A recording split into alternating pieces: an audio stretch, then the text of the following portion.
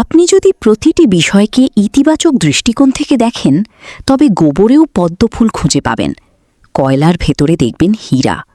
তখন রাস্তার পতিতা আপনার কাছে বোন হিসাবে গণ্য হবে, উলঙ্গ পথশিশুকে মনে হবে পবিত্র, আর বাসার গৃহকর্মীকে মনে হবে পরিবারেরই একজন সদস্য। এমনকি ফুলের ওপর বসে থাকা কালো ভ্রমরকেও তখন প্রজাপতির মতো সুন্দর মনে হবে।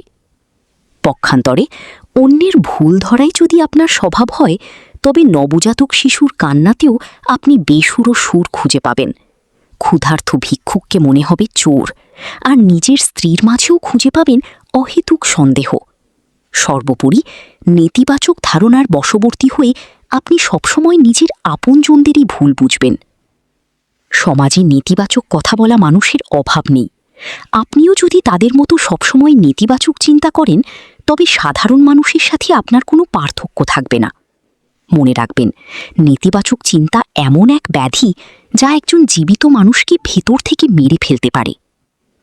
এটা সত্য যে যারা ইতিবাচক চিন্তাধারা লালন করেন, সমাজে তাদের একটু বেশিই পরিশ্রম করতে হয় এবং নেতিবাচক মানুষের চেয়ে বেশি সমস্যার সম্মুখীন হতে হয়। কিন্তু এই ইতিবাচকতাই দেয় সেই প্রকৃত শান্তি, যা আপনাকে আত্মসম্মানের সাথে বাঁচিয়ে রাখবে।